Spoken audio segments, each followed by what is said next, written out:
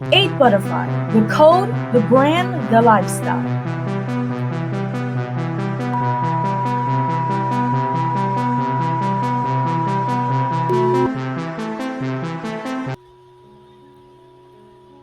When we think about demons, what comes to mind? If I should say, you're acting like a demon in the Caribbean and in the US and in different parts of the world, that will come across differently. I know obviously it will be said in different languages, but if the same connotation that is given to the word demon right now, that most persons hold in, the man in the street, let's say, holds for the concept of what a demon is. What is a demon? What is that concept that you hold? Do you look at a demon as a thing that is something evil? Is it the way that it was presented by the church? Do you look at the demon from that perspective? Is that the lens that you look at the demon through? When you hear the word demon in dancehall music, reggae music, right? We look at demons in a different perspective. But if you check the etymology of the word demon, you realize that it means wise spirit or wise entity, very powerful, wise force. And I'll pull the etymology up on the screen and we'll go through the etymology of the word. And we'll go through a lot of the different alternate perspectives of the concept of what a demon is. Because that's what we do over here. We get into the nitty gritty. We get into the real occult understanding of things over here. We don't play around with it. Why? Because we believe. Why? Because we know how important it is to know. For those of us who are parents, we know how important it is to make sure that our children know, especially in these times when they're trying to wipe all of this information from certain places and make sure that the real concepts and understandings don't move forward into the future. What is a demon? Do we look at it in the way that Hollywood would have presented it from back then, when they would have presented the so-called demon to be something evil or contrary to that which is righteousness or godly, right? What is a demon? Calling forth the demon within. The essence of a demon is a specific, particularized emanation or ray of the black sun. It unfolds and translates specific powers and potentialities of the black sun into explicit manifestation. At the core of your being, you are this demon which shines in its turn as the black sun of a dynamic, inner mandala of divine, human and animal natures and drives within you like a great witch's sabbath dancing around that central black flame. These elements are the many identities or sub-personalities that populate your psyche or soul and make up the many facets of the mind. For the purpose of practical work, the psyche can be divided into 3 levels or aspects. In addition to the demon, there are also what can be called the familiar and the advocate. The familiar is concerned with survival, growth, and the general thriving of the life force. It controls all of the automatic processes and functions of the physical body and filters our sensory perceptions so that they do not overwhelm our attention. The familiar actually controls much of daily life, including all of the routine actions that do not require full conscious awareness. It is also what is sometimes perceived as the inner child and is the source of emotional feelings, thus also concerned with emotional survival. Additionally, the familiar oversees the part of the mind that stores memories and associations. It then interprets these associations and reacts accordingly when they are stimulated. The center of this intelligence is often perceived as being in the solar plexus. What we are calling the advocate is equivalent to the human persona or character, that aspect of being which people normally identify with on a daily basis and consider to be who they are. The advocate exercises the powers of will, reason, imagination, and choice. It sets goals and formulates plans, then acts in accord with those plans. To show how this aspect of being works, the use of such words as advocate, persona, and character is quite precise. The word advocate comes from Latin that means to call, which shows the central role played by the advocate in practical work. An advocate is also, of course, one who speaks in support of something or someone. Persona is again Latin, referring to the mask worn by an actor. This calls to mind character, though this word originally refers to engraving. So, through contemplating the ideas of positive speaking, playing roles, and engraving words or images, you will begin to understand what the magic of the advocate is about. The center of this intelligence is often perceived as being within the head. The demon has been recognized by many cultures and magical systems. Most notably, these include the personal daemon of the ancient Greeks and the equivalent genius of the Romans. The Norse Filja seems to share qualities with both the demon and the familiar. The Hawaiian Amakua has much in common with all of these. The holy guardian angel of Turian will probably be most familiar to contemporary magicians. The demon is also frequently associated symbolically with birds or winged beings, and it may be profitable to include this symbolism in demonic invocations. The center of this intelligence is often perceived as being slightly above the top of the head, though sometimes it is perceived within the heart. As the familiar is associated with the subconscious and atavistic levels of the mind, the demon is the intelligence of the superconscious realm of genius and inspiration.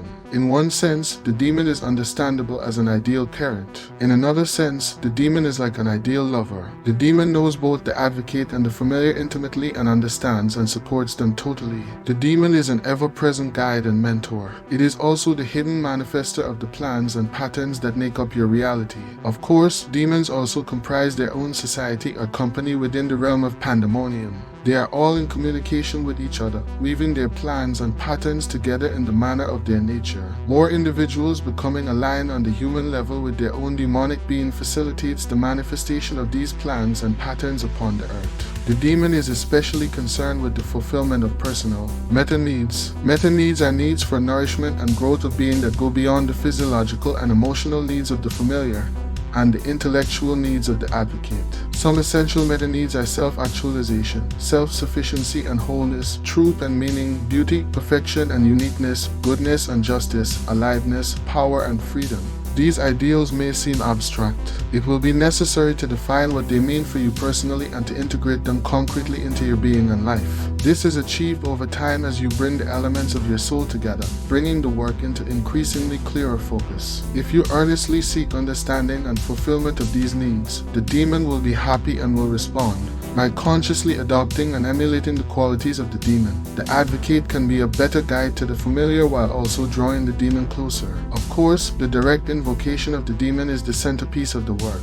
The insights and inspirations received from the demon must then be consciously integrated and remanifested by the advocate. Like iron filings in a magnetic field, the elements of your personality and all aspects of your existence will in time become ultimately aligned to the unique pattern of your demon, which is to say that they become true and integrated manifestations of you. This great work is what we call demonic integration and begins with the invocation and oath given below. This act marks deliberate rebirth into the demonic race. The basic process is as follows, but may be further enhanced and solemnized as you will. It has been found that writing and signing the oath gives greater power to the act. Creation and possession of the written oath is not necessary in the way that it would be with a mundane contract, but its physical creation and signing seem to anchor the oath's forging as well as resulting in a talisman or token for later remembrance and use. Will to contact your demon and ask for it to reveal itself and to help in your becoming. Proclaim, may I awaken and be whole. Take several slow, deep, easy breaths while imagining and willing that your body is filling with power. Continue to do this while focusing your attention on the demonic center just above your head. When the energy has built up into a powerful charge, look straight up into the demonic center and blow upward in one full exhalation, sending the power via the breath to the demon. Note that this part of the operation may be enhanced by simultaneously burning some of the incense of Abraham, the recipe for which is given later in this book. Speak thus to your demon, demon, who are you and what is your will? I would know the mystery of myself. Take a slow, deep breath and relax. After a moment, you will likely feel a return flow from your demon. This is known as the anointing because it often feels like a fluid pouring down upon your head and flowing down over you. It is thus a tradition to say, let the rain of blessings fall. Be open and receptive to the experience and mindful of it. Note that this part of the operation may be enhanced by an anointing with the oil of Abraham, the recipe for which will also be given. The anointing may be upon the forehead, the heart or both, as well as perhaps also the hands and feet. But first, savor the feeling of the subtle anointing and note any feelings or impressions received.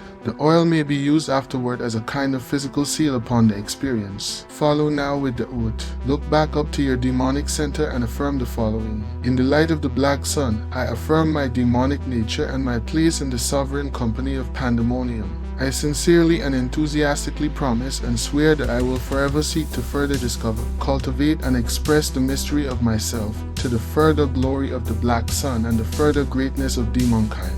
May my magic keep me steadfast, and so it is done. Welcome. Communication with the demon. So in order to do that, you should first understand something about the demon. Like, for example, Abaddon, father of the bottomless pit. The word Abaddon, or basically in Hebrews, Abba, father, right?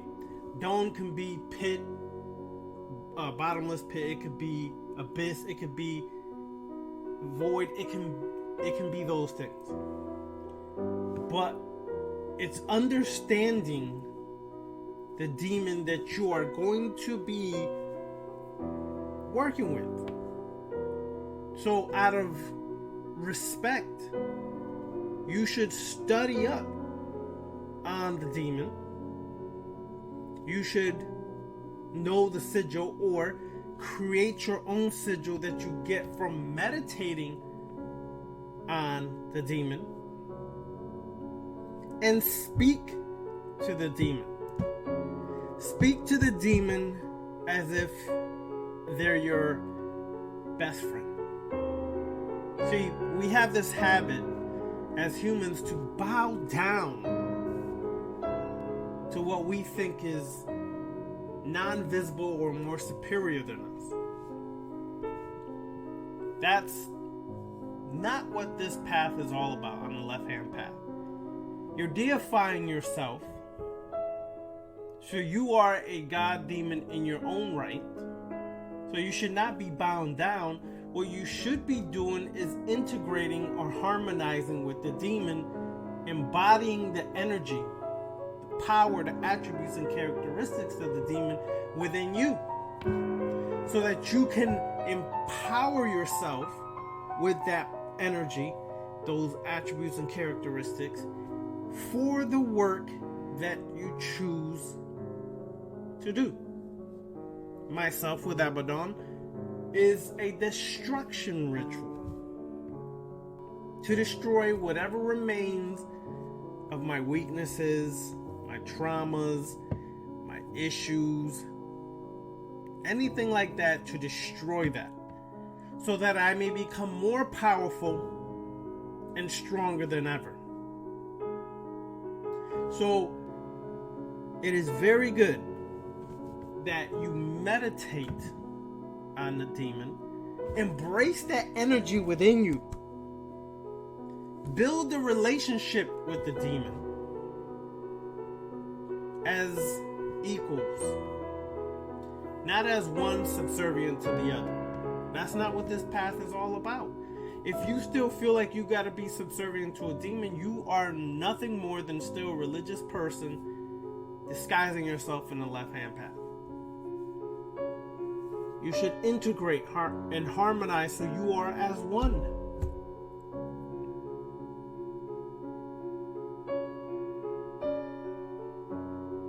When you meditate on that demon, it allows you to understand what their power really is, what they have power over, and how you can channel that power for your shadow work.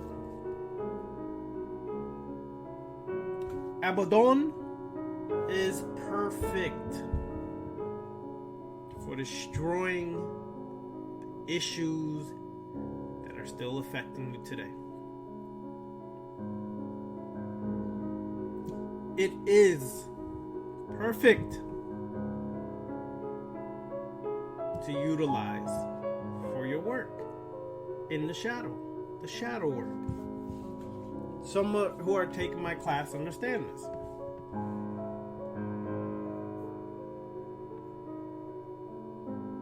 So, again, find the sigil or create your own, and the in or N for the demon.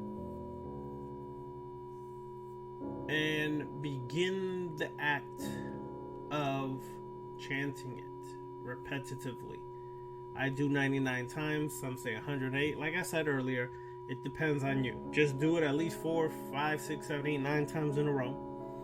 The more you do it, the more you connect with that current, the more you go into an altered state of consciousness or a trance, and you really start to connect and vibe with that energy.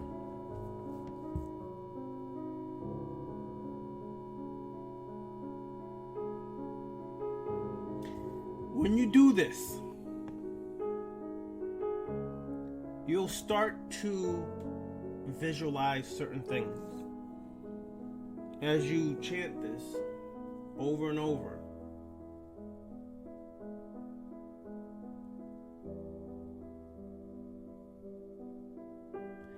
you will start to see things, hear things, even smell things that is happening because you're connecting to that energy of Abaddon. So you're seeing that which Abaddon is connected with, and it starts to become more clear.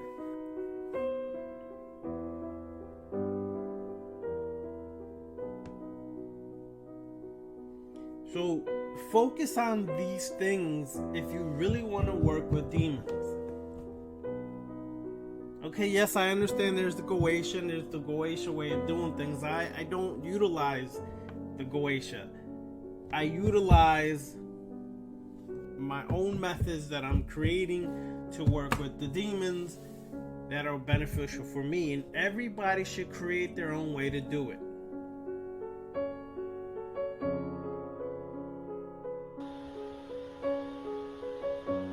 Now, to be honest with you, I have been working with my own personal healing. You have been working with your own personal healing for your whole life. And I have to be real with you. I can't play around with you with this one, because this is serious. This is beyond life and death important. Because once you start to understand this is the ultimate shadow work, because you start to realize that, I've always had access to these parts of myself, and I've always been doing this quote unquote work. But there's a big saying that when the mind is closed, the eyes are blind, right?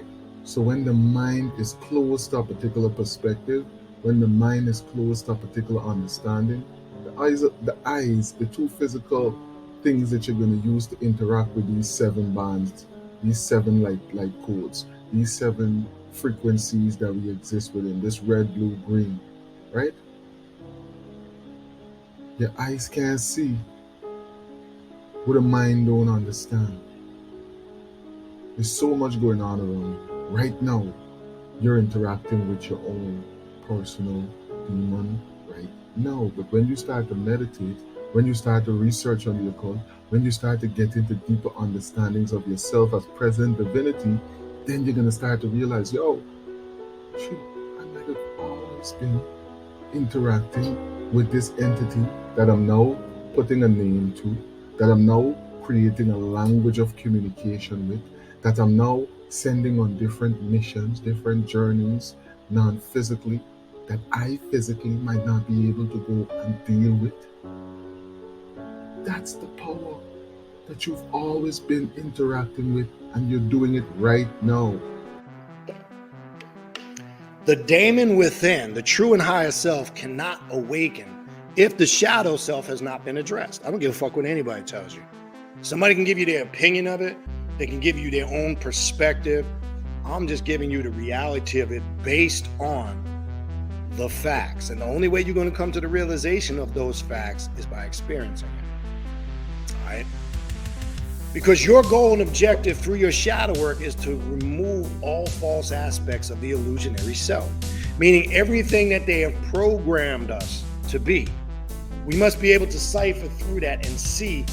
A lot of us find out at some point in this process, in this journey, that we have been trying to live a life and an illusion that's not really us, right? We've been seeking things and trying to live up to this false example of who we think we are, and that could be from a multitude of reasons. One, how we were programmed from an early age, societies, systems of conformity, things like keeping up with the Jones, fads, trends, everything from the very mundane to the deeper spiritual things. You start to remove all the veil and the illusionary aspects of yourself.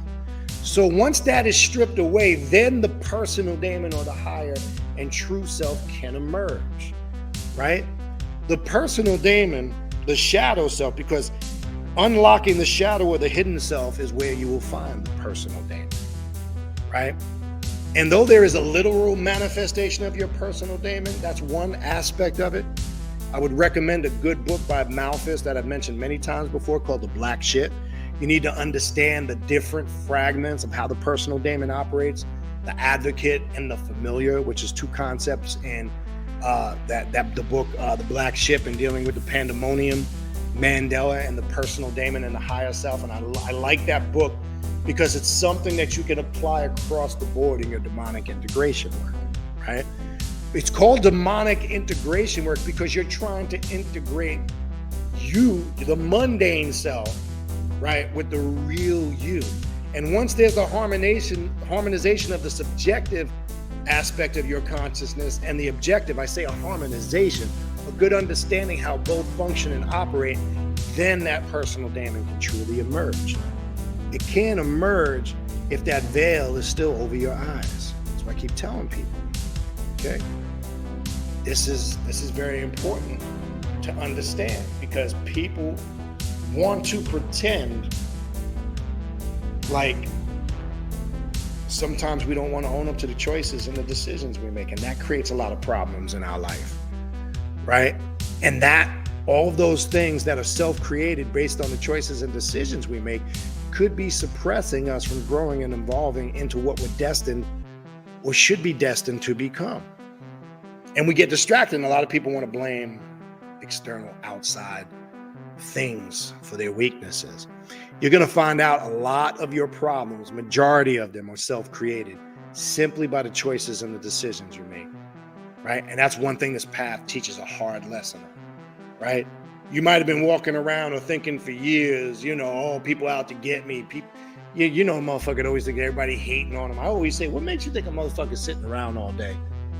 That you that special, that you think a motherfucker's sitting around all day thinking about you and how they could destroy you.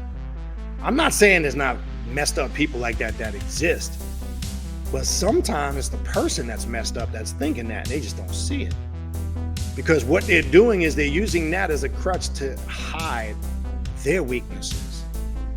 See, I don't sit around, or wouldn't even waste my time sitting around thinking and wondering what people are thinking about me and what they could possibly be doing to me. That's a distraction of my energy. And first of all, I don't worry about shit like that because I go to work on it quick. I don't even need to worry about that. You should be at a point where that's the least of your worries. Your biggest enemy is you. Don't let nobody bullshit you. Because that's self-created fear, right? Our anxieties, our insecurities, and our fears are our biggest poison. It's our number one enemy, and it's created from within. And it only becomes a reality when we embrace it as a reality. It's no different where in certain spiritual, whether it's voodoo and other systems, you got to first believe in your mind, for an example, that somebody's cursing you and putting root work on you, this and that.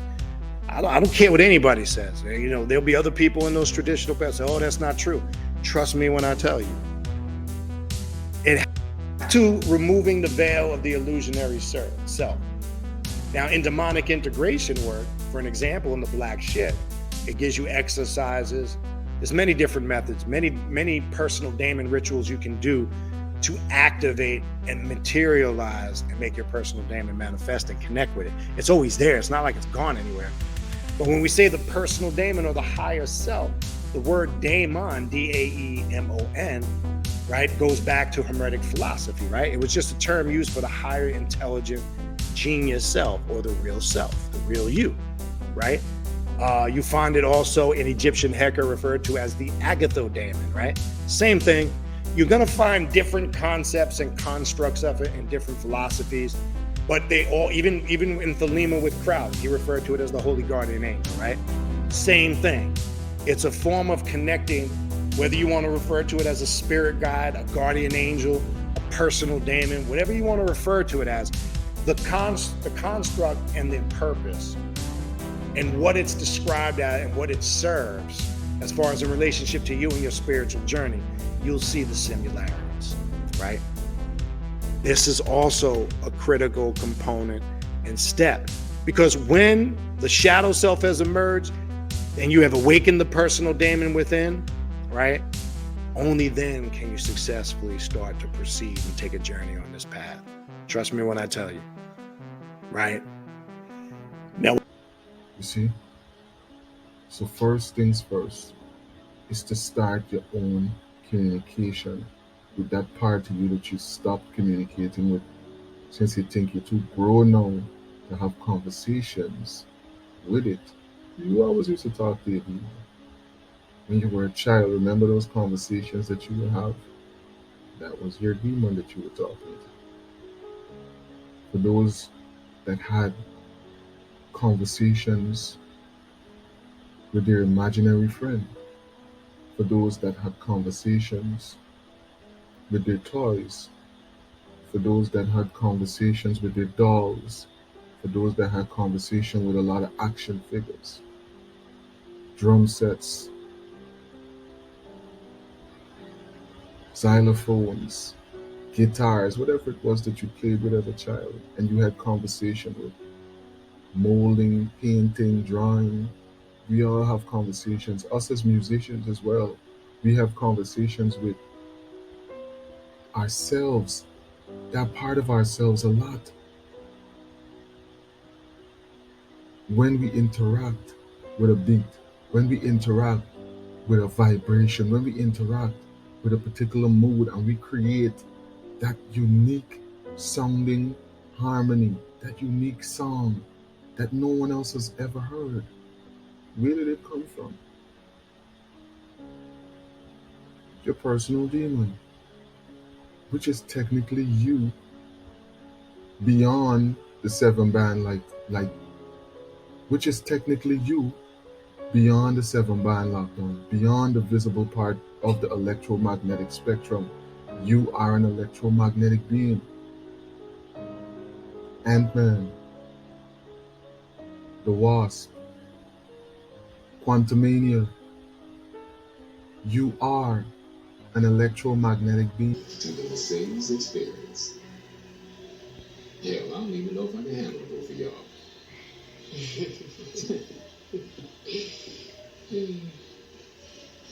Haven't been able to stop thinking about it. Don't worry, he can't hear us over the blender.